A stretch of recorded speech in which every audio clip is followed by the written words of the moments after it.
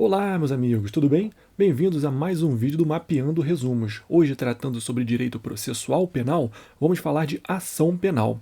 Sobre ação penal, a gente tem para tratar do conceito, das características, das condições da ação, das classificações e dos princípios. Então, vamos lá?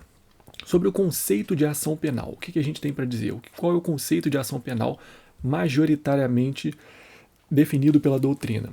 O conceito de ação penal é que ela é um direito público subjetivo de aplicar o direito objetivo no caso concreto. Então, direito público subjetivo de aplicar o direito subjetivo. A doutrina minoritária defende que ela não seria necessariamente um direito público subjetivo, mas sim um poder do Estado. Não é um direito do cidadão aplicar a punição, apurar um crime e aplicar uma punição em outro cidadão, mas sim um poder do Estado. Essa é a doutrina minoritária. As características da ação penal quais são?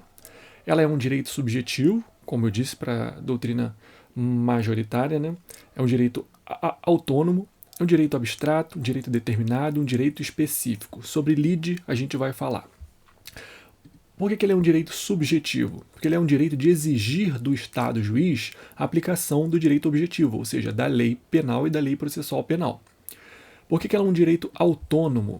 Porque ela é diferente do direito material. Como a gente vê, as doutrinas modernas, as doutrinas contemporâneas da ação, do processo, definem que o processo é diferente do direito material. O direito processual ele é diferente do direito material. Ele pode ser condicionado, mas ele não é dependente, ele não é a mesma coisa que o direito material, como se pensava nas teorias clássicas, nas teorias antigas. Por que ela tem característica de ser um direito abstrato? Porque independe do processo, independe da procedência ou improcedência da petição acusatória. Então, mesmo havendo um julgamento de mérito condenatório, ou um julgamento de mérito absolutório, ou mesmo havendo uma sentença sem resolução do mérito, houve ação penal. Então, ela é um direito abstrato. Ela independe da decisão final desse processo. É um direito determinado. Por quê? Porque é conexo a um fato concreto. Não pode ser conexo a fatos abstratos, denúncia por fatos abstratos. Não pode. Tem que ser fatos concretos. É um direito específico. Por quê? Porque apresenta um conteúdo. Qual é o conteúdo da ação? É o fato delituoso. E lide. A ação penal tem lide? De acordo com a doutrina majoritária, não. Não existe uma lide no direito penal. Não existe duas partes, uma defendendo o seu direito e a outra defendendo o seu direito. Não. O que existe é o Estado apurando o cometimento de uma infração penal para a aplicação da lei penal. Não existe contraposição de direitos no direito penal. É diferente do direito civil, certo? Então, para a doutrina majoritária, não existe lide na ação penal. Quais seriam as condições da ação penal?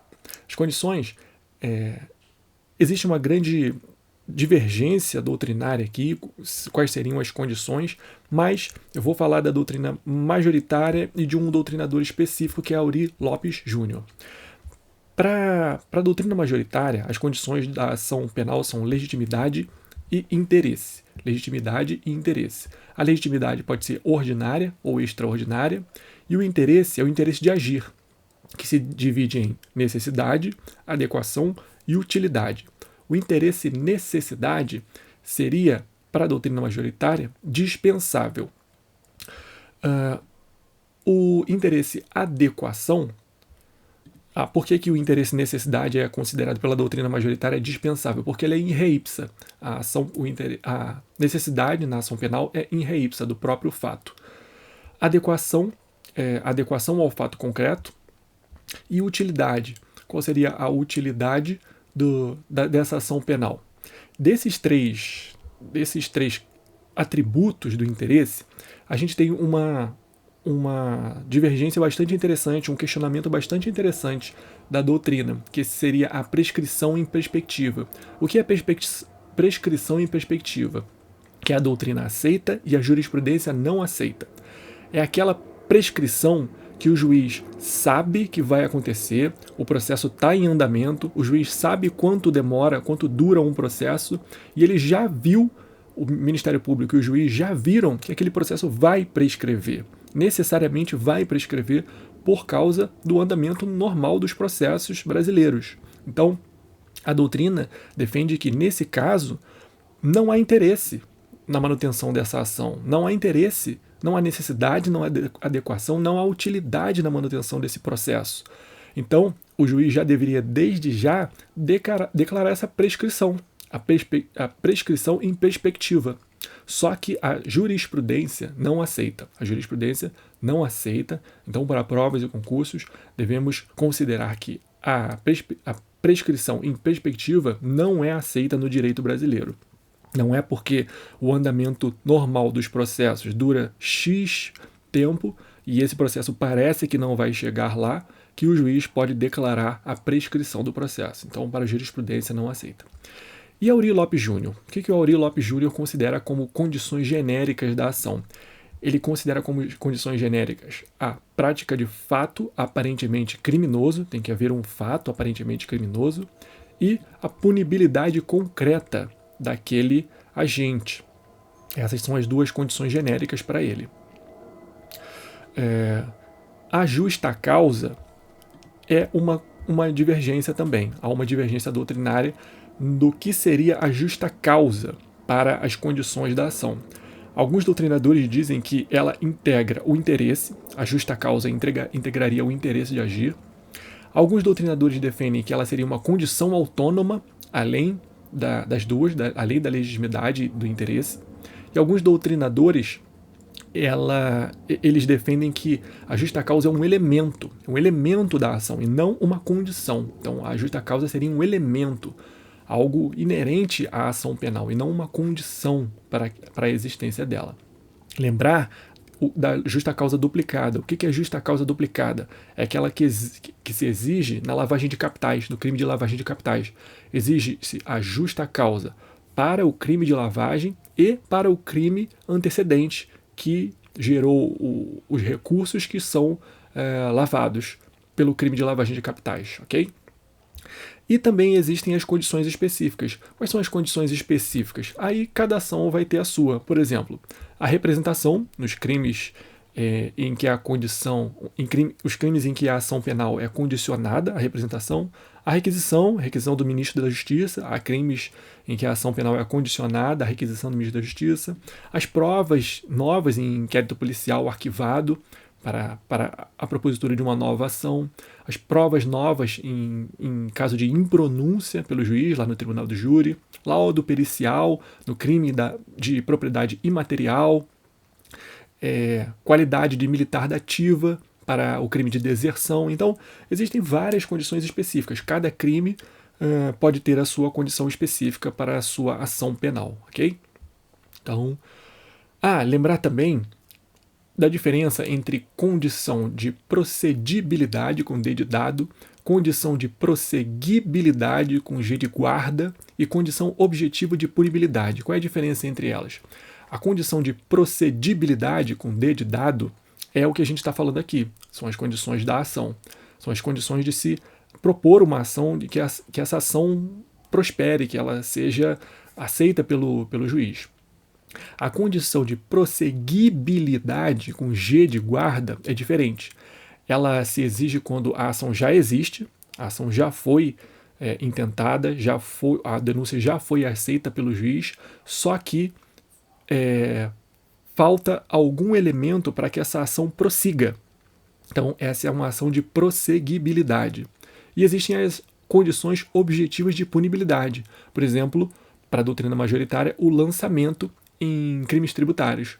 O lançamento em crime tributário é um evento futuro e incerto que, se houver trânsito julgado do processo administrativo, impede até o inquérito policial, menos no crime de descaminho, que é um crime formal. Mas o lançamento em crime tributário, em regra, é uma condição objetiva de punibilidade. Ok? Então vamos lembrar dessa diferença dessas três classificações. E a classificação da ação penal? O que a gente pode falar aqui? Classificação da ação penal, a regra é em pública e privada. Ação penal pública e ação penal privada. A gente tem a classificação tradicional, né? ação de conhecimento, ação de cautelar, ação cautelar e ação de execução, aquela classificação tradicional. A ação penal seria o que a gente está falando aqui, a ação de conhecimento. A ação cautelar, por exemplo, no processo penal, ela não existe. A ação cautelar ela não existe. São medidas cautelares que podem ser tomadas pelo juiz. E a ação de execução, ela também não é uma ação específica. Ela se dá de ofício pelo juiz por uma guia, a guia de execução. Então, no processo penal, a gente não tem necessariamente, na verdade, uma ação de execução e ações cautelares. O que a gente tem são medidas cautelares e a execução de ofício pelo juiz por uma guia. Então, a gente tem a ação de conhecimento. E na ação de conhecimento, ela normalmente é dividida entre ação condenatória, ação constitutiva e ação declaratória, né? A ação declaratória, por exemplo, um habeas corpus de extinção de punibilidade, seria uma ação declaratória. Ação constitutiva, por exemplo, um habeas corpus de anulação do processo. Anulação do processo seria um exemplo de ação de conhecimento constitutiva. Mas o que a gente está falando aqui é a ação de conhecimento condenatória, que aí sim ela pode ser pública ou privada. Sendo ação pública, ela pode ser condicionada ou incondicionada. A gente tem uma divergência se existiria a ação pública subsidiária da pública, mas para a doutrina majoritária não. E a ação privada, que pode ser exclusivamente privada, pode ser personalíssima ou pode ser subsidiária da pública, certo? Então, essas são as classificações da ação, que a gente vai tratar futuramente de cada uma delas. E dos princípios da ação penal? A gente tem vários princípios da ação penal para falar aqui. Oficiosidade, autoridade, oficialidade, indivisibilidade da ação penal privada, divisibilidade ou indivisibilidade da ação penal pública, disponibilidade da ação penal privada, indisponibilidade da ação penal pública, oportunidade, obrigatoriedade, intranscendência, ne bis in idem e ne procedat iudex ex officio. Vamos tratar de cada uma delas aqui, começando pelo ne procedat iudex ex officio. O que é isso? Significa que o juiz não pode proceder de ofício. O juiz não pode iniciar uma ação penal pela vontade dele, de ofício, sem que haja manifestação do Ministério Público. O exercício da ação não pode ser realizado pelo juiz. O juiz ele tem que ser um sujeito imparcial, então ele não pode ingressar com a ação. O processo que era iniciado pelo juiz antes da Constituição de 88 era chamado de processo judicialiforme. Processo judicialiforme. Ele não existe mais. Não foi recepcionado pela Constituição de 88. Mas o juiz pode ter alguns atos de ofício. Quais são esses atos de ofício? Habeas corpus, o juiz pode conceder habeas corpus de ofício, e a execução. Depois da condenação, a execução dessa condenação se dá de ofício pela guia, como a gente falou no tópico anterior. Princípio do ne bis in idem. Ne bis in idem, também chamado de double jeopardy nos Estados Unidos. Ele não é previsto na Constituição de 88, ele é previsto onde? Na Convenção Americana de Direitos Humanos. A Convenção Americana de Direitos Humanos prevê o princípio do ne bis in idem. Significa o quê? Que o sujeito não pode ser punido duas vezes pelo mesmo fato. Ok? Vamos lembrar que a declaração absolutória ou extinção da punibilidade transitada em julgado, ela impede o novo processo, ainda que com vício de competência. E o ne bis in idem se dá no objeto do processo, ou seja, naqueles fatos que foram apurados. Então, pelo princípio da consunção, todos os fatos são abarcados. Se aquele processo tratou sobre os fatos naquela situação, todos os fatos naquela situação específica estão abarcados, salvo extinção da punibilidade por certidão de óbito falsa. Então, uma absolvição do réu por extinção da punibilidade com certidão de óbito falsa, ela não gera o trânsito em julgado e o sujeito pode ser processado sim novamente. Ok? Princípio da intranscendência. O que é? Significa que a denúncia ou queixa só podem ser intentadas contra o provável autor. É o que a gente chama de princípio da pessoalidade da pena, certo? A pena não pode passar da pessoa do provável autor, do acusado. Princípio da obrigatoriedade. O que é? O princípio da obrigatoriedade, ele se aplica à ação penal pública. O agente público do Ministério Público, o órgão do Ministério Público, ele tem o dever de apurar e de oferecer denúncia se houver os elementos mínimos de autoria e materialidade. Ou seja, se houver autoria e materialidade de que aquele crime foi cometido por um sujeito específico, o Ministério Público tem o dever de oferecer aquela denúncia. Ele tem a obrigatoriedade, esse é o princípio da obrigatoriedade. Existem algumas exceções previstas no ordenamento, que é a transação penal, por exemplo, o termo de ajustamento de conduta, o TAC, o parcelamento em débito tributário, acordo de leniência, colaboração premiada na lei de organização criminosa, na ORCRIM, e o ANPP, o acordo de não persecução penal. Esses são exemplos de exceções ao princípio da obrigatoriedade que são previstos na lei, ok? Princípio da oportunidade, o que é? O princípio da oportunidade se aplica à ação penal privada e também à requisição do ministro da Justiça. Nesses casos, tanto a vítima, ou o interessado, ou a vítima, o ofendido, ou seus representantes, né, cônjuge, ascendente, descendente, irmão, eles podem optar por oferecer a queixa ou oferecer a requisição para a ação penal ou não. Esse é o princípio da oportunidade. Eles definem a oportunidade e conveniência daquela ação penal. O não exercício da queixa, vamos lembrar aqui, ele pode gerar a decadência ou a renúncia. A decadência se passar o prazo de 6 meses do conhecimento de quem foi o autor, ou a renúncia se o ofendido oferecer, por exemplo, oferecer a queixa contra um dos agentes de um crime e não oferecer contra o outro. Se ele fizer isso voluntariamente, ele não quer oferecer contra o outro. É uma renúncia da queixa. E a renúncia se estende a todos os acusados. Vai se estender também àquele a quem ele tinha oferecido a queixa. Certo? Indisponibilidade da ação penal pública. O que é isso? O princípio da indisponibilidade da ação penal pública. Aqui haveria uma divergência doutrinária. Se a ação penal pública é disponível ou indisponível. Não, na verdade é indivisibilidade, né? A indisponibilidade está aqui. Indisponibilidade da ação pública. A indisponibilidade significa a indesistibilidade, ou seja, o Ministério Público não pode desistir da ação penal pública. Uma vez intentado, ele prossegue na ação penal pública. Uma vez oferecida a denúncia, o Ministério Público não pode desoferecer a denúncia, não pode retirar a denúncia. Não. Ele é obrigado a continuar, mas há uma exceção aqui, o sursi processual. O sursi processual é a suspensão condicional do processo, lá do artigo 89 da Lei 9.099 de 95. Para crimes com pena mínima combinada menor ou igual a 1 ano, ele pode oferecer a suspensão condicional do processo. É uma exceção ao princípio da indisponibilidade da ação penal pública. O princípio da disponibilidade da ação penal privada, aqui é diferente. O Ministério Público não pode desistir, o particular, ele pode sim.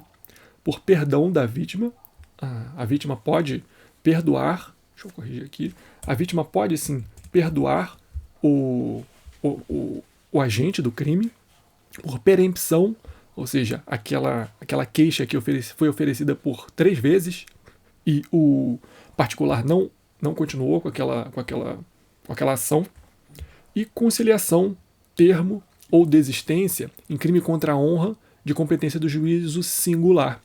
Esses 3 casos aqui são exemplos de disponibilidade da ação penal privada, que a vítima ela pode escolher se continua ou se não continua. O princípio da indivisibilidade ou divisibilidade, aqui há divergência. Alguns doutrinadores defendem que a ação penal pública pode ser dividida sim. O Ministério Público pode ingressar pode oferecer uma denúncia contra um dos autores e depois, quando ele tiver mais elementos, oferecer a denúncia contra os outros autores. Eu acho que contra esse autor aqui, contra esse sujeito ativo do crime, eu já tenho elementos necessários, então eu ofereço a denúncia contra só ele. Depois eu continuo apurando, eu continuo investigando. Quando eu tiver elementos para oferecer a denúncia contra o comparsa dele, eu ofereço a denúncia. Alguns doutrinadores defendem que isso é possível. Outros doutrinadores defendem que isso não seria possível. O Renato Brasileiro, por exemplo, ele defende que a ação penal pública é indivisível. A denúncia deve ser oferecida contra todos os autores, possíveis autores daquele crime, depois das investigações, ok? Princípio da indivisibilidade da ação penal privada. O que quer dizer isso? Ao contrário do Ministério Público, a vítima, o ofendido de um crime de ação penal privada, ele deve oferecer a queixa contra todos os autores do suposto crime. Ele não pode dividir. Se ele fizer isso, o Ministério Público vai verificar junto a ele se a omissão daqueles que ele deixou de fora foi voluntária ou se foi involuntária. Se foi voluntária, se ele quis deixar de fora aqueles autores, isso significa uma renúncia tácita, que se estende a todos. Então ele renunciou à ação. A ação vai ser, a queixa dele vai terminar ali por uma renúncia da ação, ok?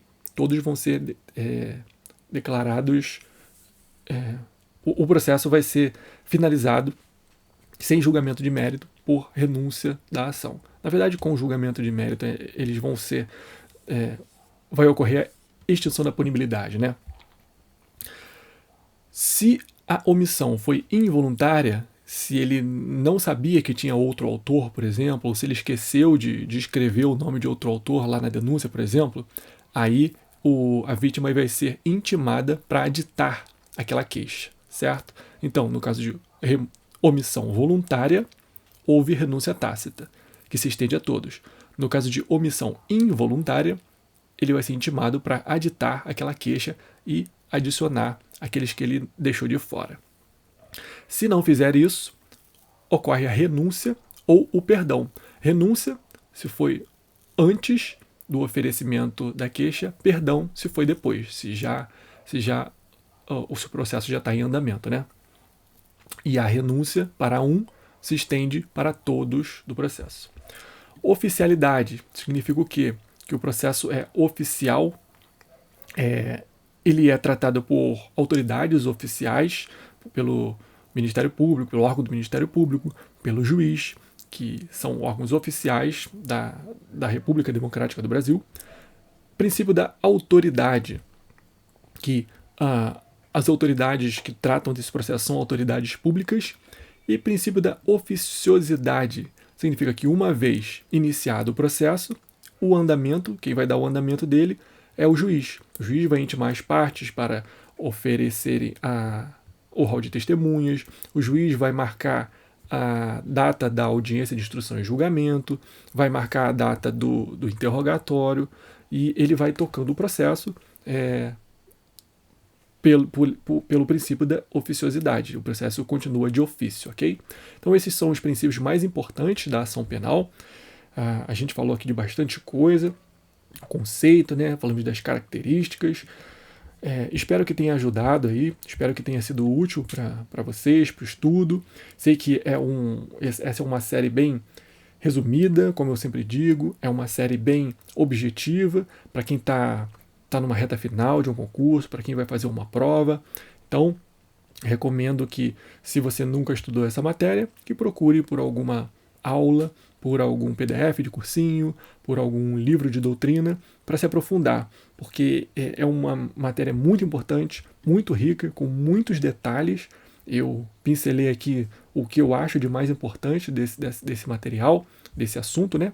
Mas tem bastante coisa para ser vista aqui. Espero que tenha ajudado, porque o conhecimento compartilhado é um conhecimento que é multiplicado. Então, compartilhe esse conhecimento com seus amigos, ensinem outras pessoas também sobre o que você aprendeu, porque a melhor forma de aprender é ensinando aquilo que a gente aprendeu, não é? Então, valeu, pessoal, até o próximo vídeo. Tchau, tchau!